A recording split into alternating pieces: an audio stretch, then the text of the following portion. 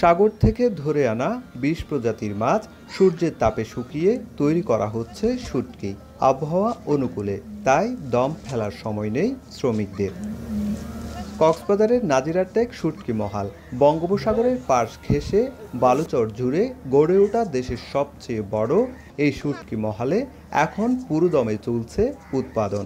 মাচায় মাচায় ঝুলছে লইট্টা, ছুরি, কোরাল, সুরমা, পোপা, রিটা, চিংড়ি সহ বিভিন্ন প্রজাতির সামুদ্রিক মাছ। ভালো পানি থেকে পরিষ্কার করে ধুয়ে তারপর মাছ শুকানো দিই, তারপর ২-৩ দিন লাগে আমাদের মাছগুলো শুকানোর জন্য। বিষমুক্ত আর লবণমুক্ত, লবণ ছাড়া শুটকি এগুলো ধুয়ে শুকাই দিই, তারপরে ১ সপ্তাহ পরে আমরা চিটানে চালান দিয়ে দিই। ব্যবসায়ীরা বলছেন শুটকি উৎপাদনে ধুম পড়লেও মিলছে না ন্যায্য দাম, কেননা কাঁচা মাছ ও বাঁশের দাম দ্বিগুণ। সেই সঙ্গে বেড়েছে শ্রমিকের মজুরিও। চুরি মাছ আগে কিনছি দিয়ে ১৫০ টাকা, এখন কিনা পরে দিয়ে ২৫০ টাকা। মাছ কিনলাম ৪০,০০০ টাকা, আর এবছর কিনা পরে ৮০-৯০ হাজার টাকা। মাছ কেনার পরে যা মাছ শুকাইয়া আমরা ন্যায্য দাম পাচ্ছি না।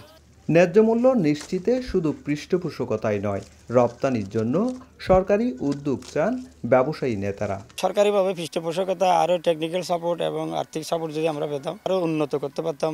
সরকারিভাবে উদ্যোগ নিয়ে যদি আমাদের এই শুটকিগুলো যদি বাইরে রপ্তানি করার জন্য ব্যবস্থা হতো, তাহলে আমরা আরও একটু আগাতে পারতাম। চলতি মৌসুমে শুটকি উৎপাদনের লক্ষ্যমাত্রা ধরা হয়েছে ১,৩০,০০০ মেট্রিক টন, যার বাজার মূল্য অন্তত ৫০০ কোটি টাকা।